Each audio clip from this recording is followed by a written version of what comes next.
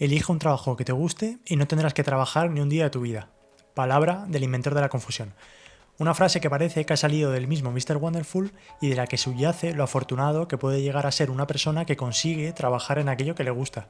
Es verdad que al tal Confucio se le fue un poco la mano con eso de que no tendrás que trabajar un día de tu vida, pues toda actividad remunerada, por mucho que te guste, suele traer consigo una serie de factores como horarios, clientes, presión, plazos, etc., que requieren de un esfuerzo y compromiso y que puede hacer que te acabes desencantando. Así que eso de no tener que trabajar no hay nadie que se lo crea. A pesar de todo, ¿quién nos apuntaría a tener la posibilidad de convertir en profesión una actividad que antes fue su afición y que seguramente lo seguiría siendo de no haber empezado a generar ingresos regulares en su cuenta corriente? Porque además, cuando uno se sumerge a fondo en una actividad que le gusta, no solo parece que no pasan las horas, sino que es más probable que el trabajo sea de mayor calidad. Mucho mejor eso que tener que fichar de 8 a 3 haciendo algo que ni nos va ni nos viene o que incluso nos disgusta. Pues por raro que parezca, hay personas que logran convertir su hobby en su profesión. Sin embargo, una vez alcanzan ese logro, las jornadas de trabajo excesivas, los plazos ajustados o imposibles o la falta de equilibrio entre el trabajo y la vida personal hacen que acaben detestando esa actividad que en su día les apasionó. El sector del gaming ha conseguido trascender y convertirse en una vocación para mucha gente. En concreto, la industria del videojuego es una de las salidas profesionales más deseadas por la generación Z, porque sí, aquellos nacidos en el año 2000 ya están en edad de llevar unos añitos trabajando. Sin embargo, muchos estudios de videojuegos se aprovechan del deseo de muchos trabajadores de formar parte de la industria, que es lo que les hace más propensos a aceptar situaciones de explotación como jornadas de trabajo extremadamente largas, falta de descanso, compromisos laborales que afectan a su vida personal y en definitiva a ser víctimas del crunch. El crunch se refiere a periodos de trabajo intensivo durante los cuales los desarrolladores de videojuegos trabajan largas jornadas y fines de semana para cumplir con las fechas de entrega. En muchos casos esto puede significar trabajar entre 60 y 100 horas semanales durante meses. Escuchando esto, es muy posible que se te venga a la cabeza algún recuerdo vivido en tu empresa o mientras eras estudiante, y es que todos, en algún momento de nuestra vida, hemos tenido que echar horas de más, ya sea en el trabajo para sacar adelante un proyecto o en nuestra casa para prepararnos ante un examen. Sin embargo, en esos casos, se trataba de un momento específico que nos requería mayor compromiso. En cambio, en algunas compañías de videojuegos, ese periodo puntual de mayor carga de trabajo se ha convertido en una práctica más frecuente y extendida a lo largo del año, hasta el punto de que los trabajadores cuentan con tener que pasar por hacer jornadas interminables si consiguen entrar en este mundillo. Según una encuesta realizada por la International Game Developers Association, que estudia la situación de los trabajadores de la industria a escala global, un 43% de los empleados esperan el crunch como una parte normal de su trabajo. Asimismo, un 35% de empleados reconoció haber realizado crunch, mientras que otro 32% afirmó que sus trabajos requerían periodos de largas horas, trabajo prolongado o sobretiempo, aunque no lo llamaron expresamente crunch. Pero diría que la industria no solo normaliza el someter a sus trabajadores a este tipo de jornadas, diría que lo ven como algo de lo que presumir, pues sin ningún tipo de miramientos, muchas compañías conceden entrevistas alardeando de la cantidad de trabajadores que se han dejado la vida en el desarrollo de su juego. Sin ir más lejos, uno de los productores y guionistas principales del juego Red Dead Redemption 2 describió en una entrevista cómo el equipo realizó 100 horas de trabajo semanales en más de una ocasión para sacar el juego adelante. Parece que este dato fue una exageración y que el guionista lo que quería era llamar la atención porque jajaja, derechos laborales, XD, pero en otro artículo dedicado a investigar este caso en profundidad, se entrevistó a varios empleados y muchos de ellos afirmaron que el horario realmente rondó en torno a las 60 horas semanales, aunque otros trabajadores dijeron haber superado esa cifra.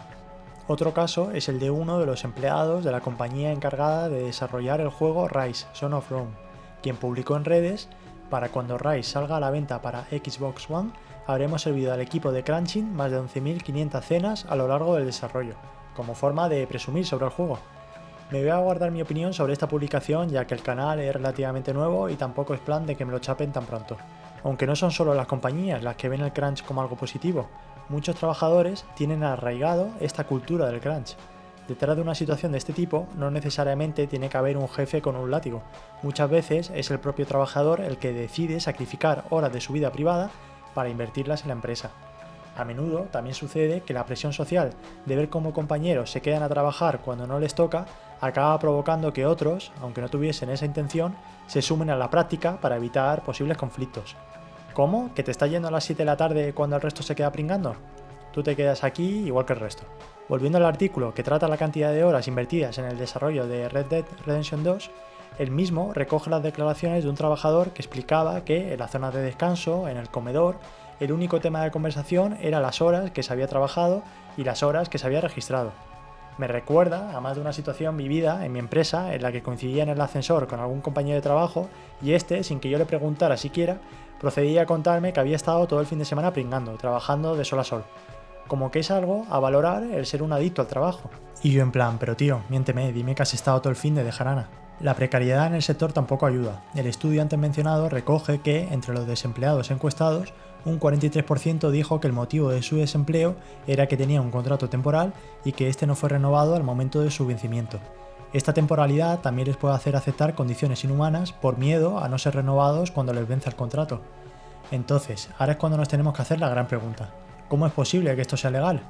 Vamos a hablar de cómo encaja el crunch dentro de la normativa laboral, utilizando como referencia la legislación de Españita.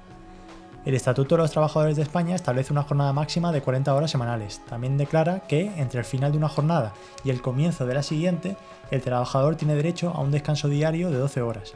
Si tu jornada termina a las 8 de la tarde, no deberías empezar la jornada siguiente hasta, como mínimo, las 8 de la mañana del día siguiente. Asimismo, se exige que el trabajador tenga un descanso semanal de día y medio ininterrumpido, que por regla general comprende el domingo y la mañana del lunes o la tarde del sábado.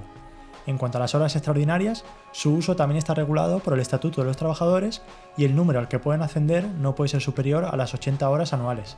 Estas horas, en teoría, porque la práctica ya es otra historia, deben ser compensadas, ya sea con descanso equivalente o mediante un pago que sea, al menos, igual a la hora ordinaria. Ahora bien, si las empresas no están por la labor de pagar estas horas extras, un mecanismo al que pueden acogerse y que también recoge nuestra ley es la distribución irregular de la jornada, que consiste en organizar el tiempo de trabajo de una forma en la que las horas no son siempre las mismas cada semana. Esto significa que durante los momentos en los que hay más trabajo, los empleados pueden trabajar más horas de lo normal, mientras que en periodos con menor carga de trabajo se echarán menos horas. Lo importante es que el total de horas trabajadas no puede superar el total legalmente establecido.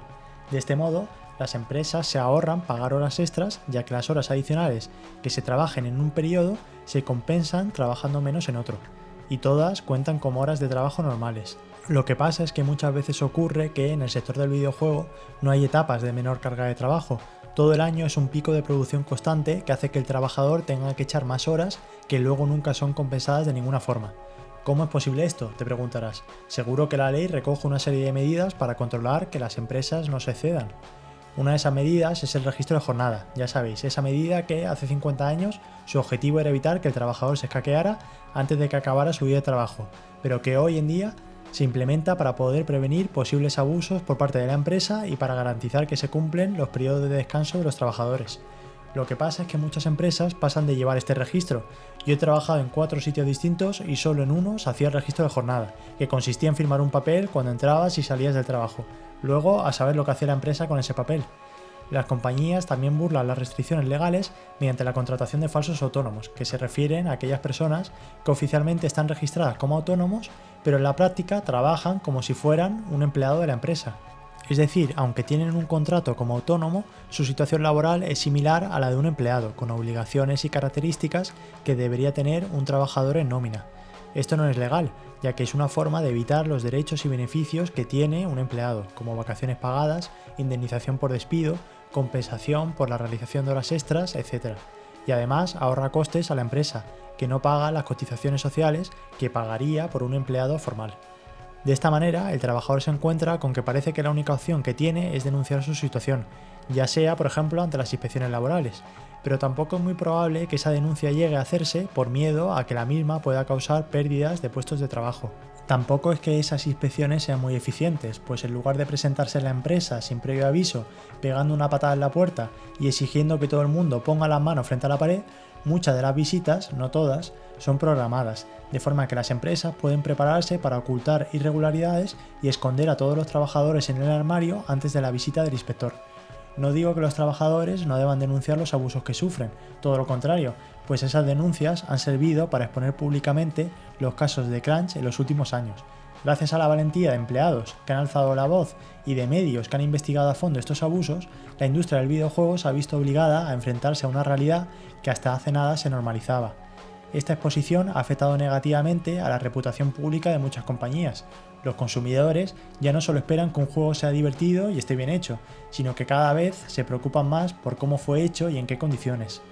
Como resultado, parece que ahora algunas compañías están empezando a ser más responsables a la hora de evitar o reducir los casos de crunch. Empresas como CD Projekt, después de ser duramente criticadas por la crisis de desarrollo de Cyberpunk 2077, han prometido mejorar las condiciones laborales y evitar los ciclos de crunch en futuros proyectos.